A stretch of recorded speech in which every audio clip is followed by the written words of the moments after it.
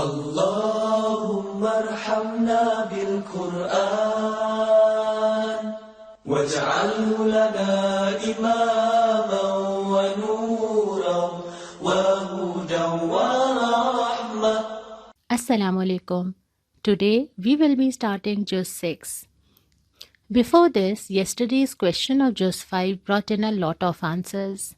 I asked you what is taghut and what do we start to worship instead of Allah. For taghut, I talked about this yesterday as well and I repeat it again now.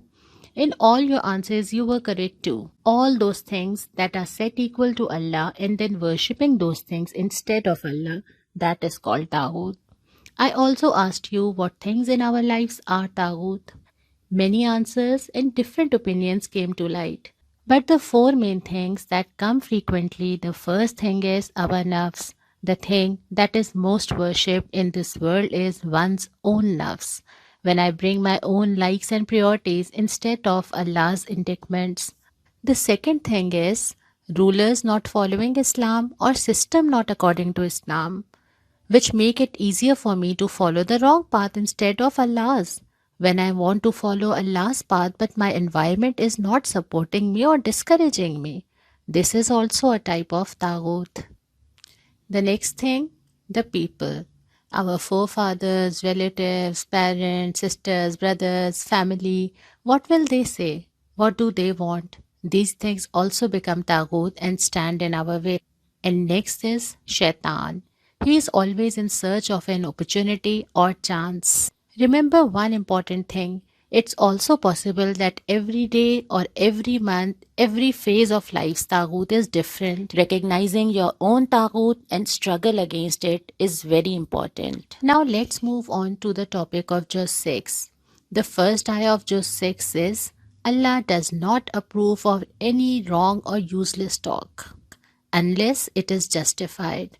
Meaning Allah gives permission that if a person is being ill-mannered or rude to you, you are allowed to respond in the same way. But a better thing is forgiveness.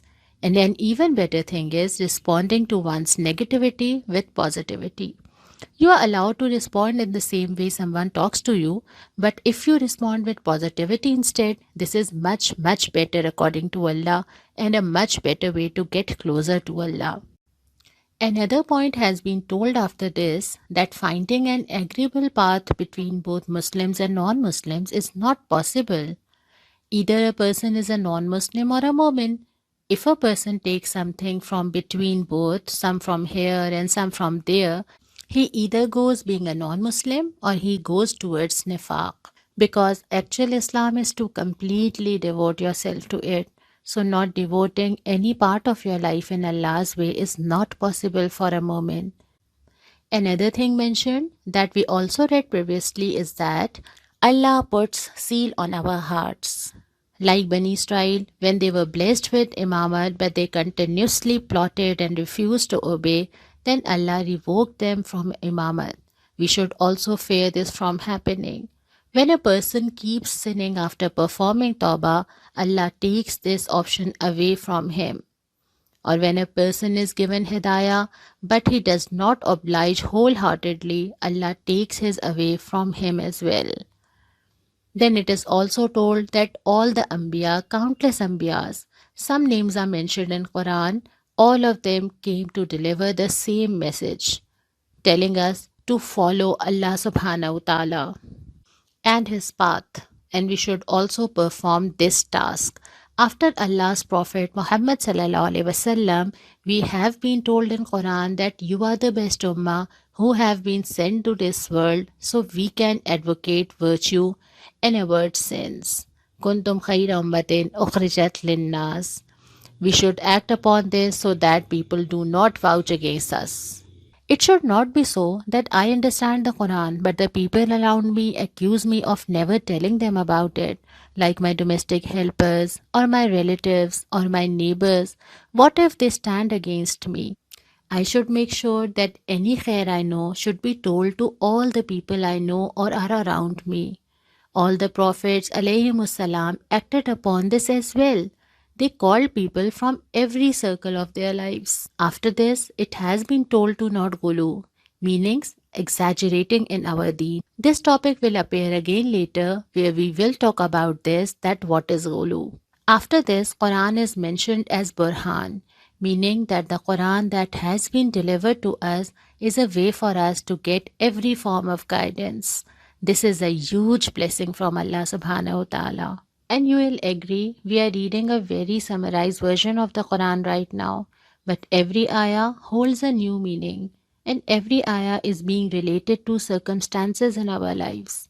Then Allah has told us with much assurance that those who ask Allah for protection in any phase of life, in any situation, at any moment, Allah will shelter them. Like mothers, Allah is waiting for anyone to turn towards Him. And when a person turns to Allah, He will make the right path easier for him. But the condition is you have to take the first step on your own. You will be amazed how Allah makes it easier for you. Now we are starting the second quarter of Juzz 6. Surah Maidah is starting, and this is a Madani surah. There's many indictments in this surah. It has been told in the very first ayah to strictly follow all the orders in this surah. Those things our deen tells us, like halal and haram, punishments, farais, follow them completely. Only then will you get the virtue that deen has brought. The next point is that do not disrespect shair of deen. Like the symbol of Christians, shair is a cross. There is a unique turban for Sikh people by which you can recognize them. There are many kinds of religions you can recognize by their shairs. We should not disrespect others' shairs, and others should not disrespect ours. Alongside this, we should respect Islam's shairs. The question I am asking you today is, what are the shairs of Islam that we should respect? Send me the answers to this email and I'll share the answers tomorrow. Let's come back to the second quarter. Next is mentioned those things that Allah has stated haram, starting with those animals that you can and cannot eat. What is the correct way to sacrifice animal? Another important thing that is mentioned is that casting lots to find out your fortune is also not permitted. By this, we understand that any kind of shortcut is not allowed by which you can guess or change your life decisions or route. Some people use parrots to pick out pieces of paper and figure out what's best for them by this method. Some people differentiate between good and bad using moon and stars. All of these things have been prohibited. In the next ayah, an announcement is for Muslims that their deen has been completed.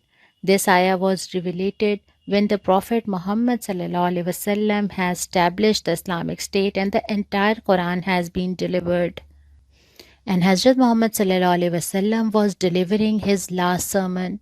We were told at that time that we do not need guidance from anywhere else now that our deen has been completed. After this, in Surah Maidah is the instructions about wuzu and ghusl. There is a very important ayah written after this that adl is close to taqwa. This means that how balanced we are as a person or as a nation in our houses, behavior, societies define how close we are to Allah. Then Bani Israel's behavior has been mentioned that when deen was in need of their support and Prophet was calling them, what did they say then? They said that you go and fight, we will stay in our places. It means that when Allah's deen is in need of anyone's support, like we see around ourselves, that in most places deen is not completely implemented. While reading Quran, we also realize that many aspects of our lives are not according to the Quran. These are the times when deen is in need of our support. In one hadith, Prophet Muhammad ﷺ has congratulated the person who revives sunnahs when people are not following them. In order to spread deen, we cannot think that others will do the work in order for this to happen and we won't have to do anything. This behavior cannot be of those who have love for Islam. The second quarter ends at this point. Let's move on to the third quarter. This quarter is about value of a human's life. First is the tale of Hazrat Adam alayhi salam's two sons. It has been told that killing one person is as if you killed all the humanity. Just like this, it is also said saving one person is as if you have saved all of humanity. We have been ordered to not spread chaos on this earth. and if anyone does this, he shall be given severe punishment. Then Allah has told three ways of falah. You will get falah. Falah means achievement, kamyabi. If you keep taqwa, fear of Allah. Find ways to get closer to Allah, and many ways to do so have been told in the Quran. Some of these are ibadah, dua, charity, doing acts of virtue that no one knows of, and much more. And lastly, jihad fi sabilillah. For Allah's deen, give your time, energy, talents, wealth, and health, everything in His way. Now we start the topic of punishments. Punishments for theft, both of your hands will be cut off. Many of the details on this are in fiqh, but the main point has been repeated 3 times in the next few ayahs. People who do not follow Allah's laws, they have been labeled as kafir, then zalim, and then fasik. Because whoever does not follow Allah's laws, he torments himself as well as others. So the point is, make your decisions upon the laws that Allah has told you instead of your own will and choice. The last quarter of Juzz 6 starts with the mentioning of those people that love Allah and Allah loves them. The people who Allah has labeled as His favorites are extremely lucky, and the traits of these people are told in the following 2 ayahs, ayah 56 and 57. These are the people who are kind and soft-hearted towards other mu'mineen. Other people always get khair and positivity from them. They are loving but are harsh towards non-believers. Those people who are against deen, they will not find any flexibility in them. These people bow in front of Allah. They follow the system of namaz and zakah. They are not scared of anyone who condemns them. When you follow Allah's path, many people will condemn you, and only few of them will support you. This is a unique trait of these people, that they are not scared of people who condemn them. They struggle in the path of Allah. Whatever they have, they give it all in the way of Allah. Next, it has been mentioned that who do these peoples make their friends? Their friends are Allah, the Prophet ﷺ, and other believers of Islam. Now the following ayahs have been addressed toward Prophet Muhammad ﷺ. O Prophet, convey to other people what has been sent upon you. The same thing is for me, that if I know of any good tidings, I should convey to as many people as I can. This will be a sadaqah jariyah for me. Even if you are listening to this audio, whoever has sent this audio to you, it is a sadaqah jariyah for them. You should also forward this to all of your contacts and people you know. So this can be a sadaqah jariyah for you too. We can send a hadith to someone or motivate someone to read the Quran.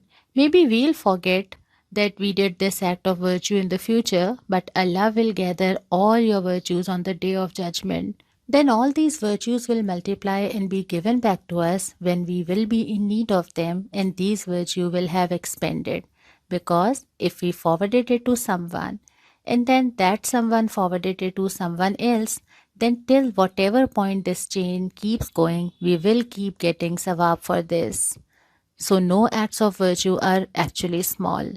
Now lastly, 2 things have been mentioned, that there can be 2 main factors that can lead you astray from the path of deen. The first thing is ghalu in deen, meaning that removing anything from its rightful place, like making something that is halal haram, or something that is haram making it halal, making minor incidents into a huge deal, and taking major sins lightly. All these things disrupt the balance of deen. Even disrupting the balance of love for our Prophet ﷺ is not allowed. Where this topic is mentioned, there is also the topic of making Hazrat Isa ﷺ into the Son of God. Don't you think people did this as an act of love for Prophet Isa ﷺ? But this also led them to committing shirk.